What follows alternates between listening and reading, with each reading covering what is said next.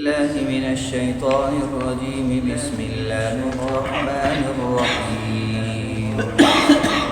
يا أيها الذين آمنوا اذكروا نعمة الله عليكم إذ هم قوم أن يبسطوا إليكم أيديهم فكف أيديهم عنكم واتقوا الله وعلى الله فليتوكل المؤمنون. ولقد أخذ الله ميثاق بني إسرائيل وبعثنا منهم 12 نقيبا وقال الله إني معكم لئن أقمتم الصلاة وآتيتم الزكاة وآمنتم برسلي وعزرتموهم وأقرضتم الله قرضا حسنا لأكفرن عنكم سيئاتكم ولأدخلنكم جنات تجري من تحتها الأنهار فمن كفر بعد ذلك منكم فقد ضل سواء السبيل. صدق الله العظيم. یا ایھا الذین آمنوا، اے ایمان والو، اذکروا نعمت اللہ علیکم، یاد کرو اللہ کے انعام کو جو تم پر ہوا. اذ ہم قوم ان یبسطوا الیکم، اذ ہم قوم، جب ایک قوم نے ارادہ کر لیا، ان یبسطوا الیکم ایدیہم، کہ تم پر ہاتھ اٹھا لے. فکف ایدیہم عنکم، تو اللہ تعالیٰ نے ان کے ہاتھ تم سے روک دیے. واتقوا اللہ، اللہ سے ڈرتے رہو. وعلی اللہ فلیتوکل المؤمنون، اور اللہ ہی پر بھروسہ کریں مومن لوگ. ایمان والوں کو اللہ پر ہی بھروسہ کرنا چاہیے. وَلَقَدْ أَخَذَ اللَّهُ، اور تحقیق اللہ نے لیا تھا میثاق، وعدہ بنی اسرائیل سے. وَبَعَثْنَا مِنْهُمُ 12 نَقِيبًا، اور مقرر کیے ہم نے ان میں 12 سردار، یعنی بنی اسرائیل میں 12 سردار. وقال اللہ انی معکم، اور اللہ نے انہیں بتایا انی معکم، کہ میں تمہارے ساتھ ہوں. لئن اقمتم الصلاۃ، اگر تم نماز قائم کرو گے. وآتیتم الزکاۃ، زکوٰۃ دیتے رہو گے. وآمنتم برسلی، اور میرے تمام رسولوں پر ایمان لاؤ گے. وعزرتموہ، اور ان کی مدد کرو گے. وأقرضتم اللہ قرضا حسنا، اور اللہ کو اچھا قرض دو گے. لأکفرن عنکم سیئاتکم، تو میں تم سے مٹا دوں گا تمہاری غلطیاں. وَلَأُدْخِلَنَّكُمْ، اور ضرور تمہیں داخل کروں گا. جنات، ایسے باغات میں. تجری من تحتها الانہار، جن کے نیچے نہریں بہہ رہی ہوں گی. فمن کفر بعد ذلك منکم، فمن کفر، پس جس نے انکار کیا، بعد ذلك، ان نعمتوں کے بعد بھی، منکم، تم میں سے، فقد ضل سواء السبیل، وہ سیدھے راستے سے گمراہ ہو گیا.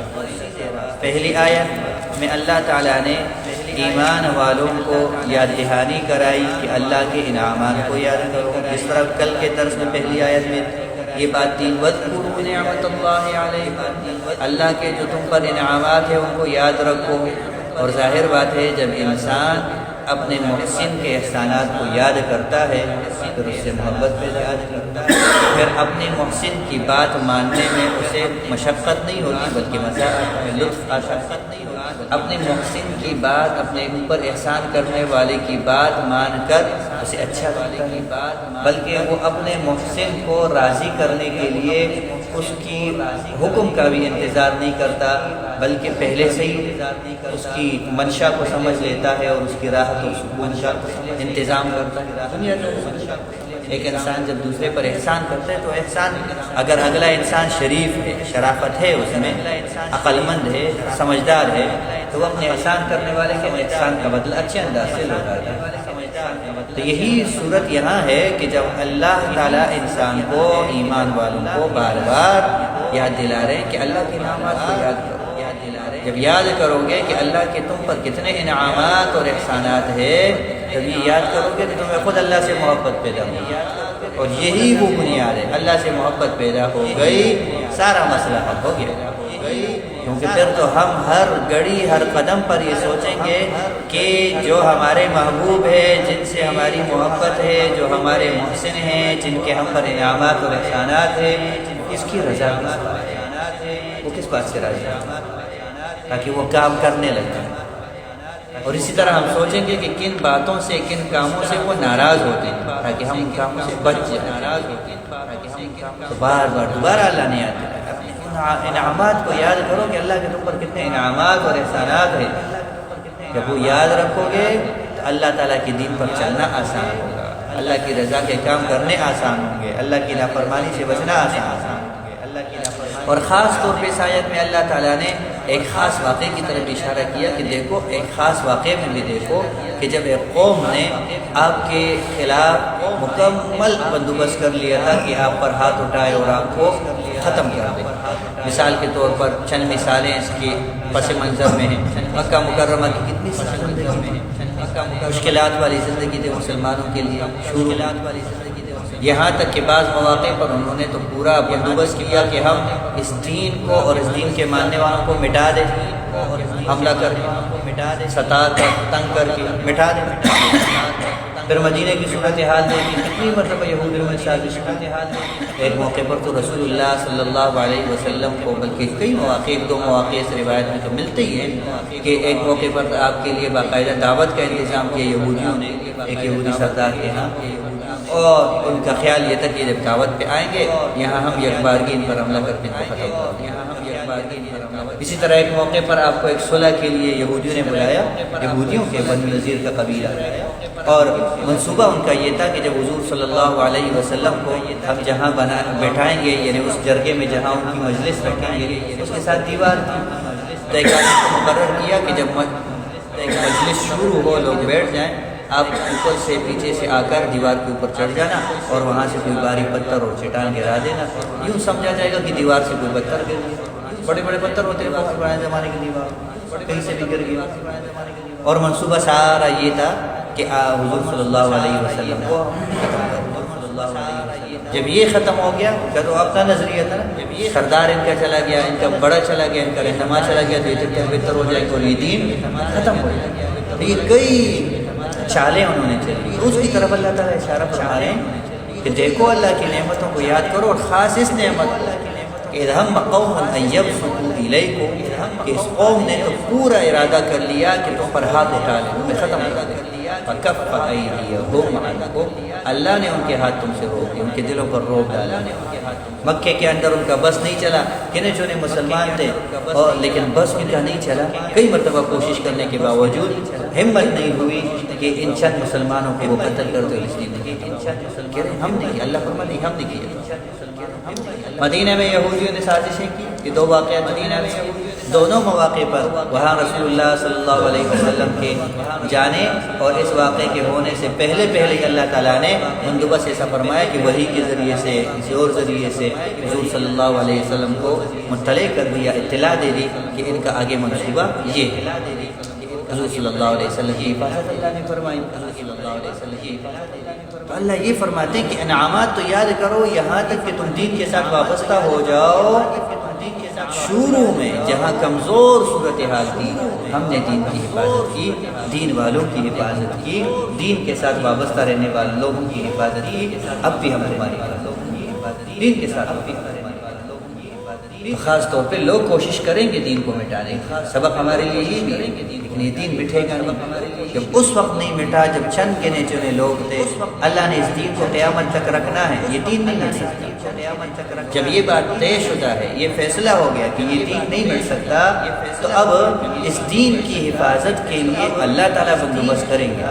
کس سے کریں گے؟ اللہ تعالیٰ کسی سے بھی کرا سکتے ہیں، لیکن ہماری اور آپ کی صلاحیت ہے اگر اس دین کی حفاظت میں لگ جائے، ہمارے اوقات اگر اس دین کی حفاظت میں لگ جائے، ہماری محنت اگر اس دین کی حفاظت میں لگ جائے، تو یہ ہماری خوش بختی ہے، یہ ہماری نیک بختی ہے کہ اللہ تعالیٰ نے اس دین کی حفاظت کہیں سے بھی کرانی تھی لیکن ہماری صلاحیتیں لگ رہی ہے، ہماری جان لگ رہی ہے، ہمارا مال لگ رہا ہے، ہمارا وقت لگ رہا ہے، تو گویا کہ یہ اللہ تعالیٰ کی ہم پر مہربانی ہے کہ اپنے عظیم الشان دین کی حفاظت کے لیے ہمیں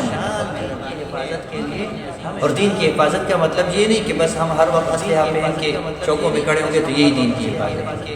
دین کی حفاظت کی ساری صورت ہے کہ دین کی باتیں خود یاد کر، اور جتنی باتیں خود یاد ہو اپنے اپنے دائرہ کار میں جہاں جہاں آپ کا بس چلے، جہاں جہاں آپ کی بات پہنچ رہی ہو آپ دین کی بات کریں۔ یہ دین کی حفاظت، دین کی حفاظت کا مقصد کیا ہے؟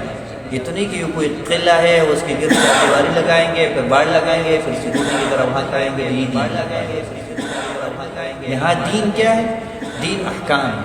اس کا کوئی قلعہ نہیں ہے، اس کی کوئی بلڈنگ نہیں ہے کہ چار دیواری بنی، اس کا قلعہ کیا ہے؟ پوری کائنات، دین پوری کائنات کی وہ نورانیت ہے، وہ نور ہے، اس کو کہیں بند نہیں کر سکتے۔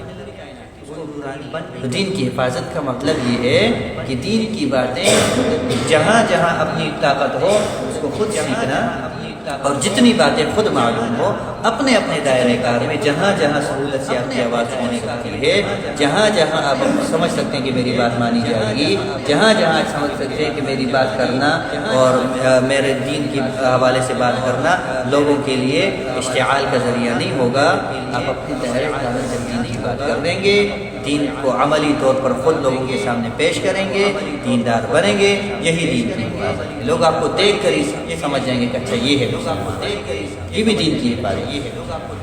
ہمارے لیے بھی یہ سبق ہے، اس نعمت کو بھی یاد کرو جو اس وقت اللہ نے حفاظت فرمائی، اور سبق بھی یہی ہے کہ جب اللہ نے حفاظت کرنی ہے تو خود کو پیش کرو، اللہ تعالیٰ حفاظت کرنے والے ہیں۔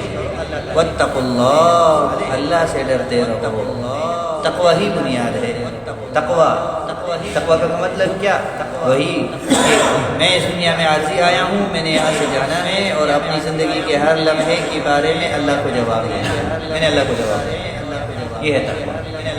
یہ خوف دل پر آ جائے، میں نے یہاں سے جانا ہے، یہاں کی زندگی عارضی ہے، اور وہاں سے جا کر پھر میں نے اپنے اللہ کو اپنی زندگی کے ہر لمحے کا جواب دینا، یہ دھیان پیدا ہو۔ اور یہی دھیان ہے، جب یہ دھیان پیدا ہو جائے تو گزشتہ درس میں جو ہمیں یہ سبق ملا تھا کہ کہیں کسی طاقت میں آ کر اور اقتدار میں آ کر، کہیں سردار بن کر، کہیں بڑے بن کر، کہیں ترقی میں آ کر ظالم کا ساتھ کبھی نہ، کل کے درس میں آیا تھا کہ کسی کے ساتھ دشمنی اگر تمہاری پرانی دشمنی ہو اور کسی موقع پر وہ مظلوم ہو تو پھر اسی کا ساتھ دینا، پرانی دشمنی یاد نہ کر، دشمنی کی بنیاد پر ناانصافی نہ کر، یہ سبق ہے۔ واتقوا اللہ، اللہ سے ڈرتے رہو، تمہارے لیے اپنے دشمنوں کے ساتھ بھی انصاف کرنا آسان ہے، کیونکہ آپ نے تو اللہ کو جواب دیں گے۔ جب آپ ناانصافی کریں گے جس کے ساتھ بھی کریں، جواب اللہ کو دیں گے، جس کے ساتھ بھی کریں، تو اللہ سے ڈرتے رہو۔ وعلی اللہ فلیتوکل المؤمنون، اور مومنوں کو تو اللہ ہی پر بھروسہ ہوتا ہے۔ ایمان کا تقاضا یہ ہے کہ بھروسہ اللہ پر ہی ہونا۔ تو دو چیزیں، ایک ہے تقوی، ایک ہے توکل۔ تقوی کا مطلب خوف کہ میں نے اللہ کو جواب دیا، اور توکل کا مطلب امید، کیونکہ توکل کیا کرنے والی ذات اللہ ہے۔ خوف اور امید، خوف اور امید، اور یہی ایمان کی بنیاد ہے۔ رسول اللہ صلی اللہ علیہ وسلم نے حدیث میں فرمایا الایمان بین الخوف والرجاء، ایمان خوف اور امید کے درمیانی کیفیت کا نام ہے۔ نہ خوف اتنا زیادہ کہ اللہ کی رحمت سے نا امید ہو جائے، اور نہ اللہ کی رحمت کی امید پر وہ امید حد سے اتنی زیادہ کہ اللہ کی نافرمانیوں میں بھی دل نہ گھبرائے۔ تو نہ خوف اپنے حد سے زیادہ، نہ امید اپنی حد سے زیادہ۔ خوف اور امید کی درمیانی صورتحال یہی ایمان کی بنیاد ہے، یہی ایمان کی حقیقت ہے۔ آیت کے آخر میں بتا دیا واتقوا اللہ، اللہ سے ڈرو، یہ خوف ہے۔ وعلی اللہ فلیتوکل المؤمنون، اور مومنوں کا تو بھروسہ اللہ پر ہی ہوتا ہے، کہ بھروسہ اللہ پر ہے، یہی ایمان ہے۔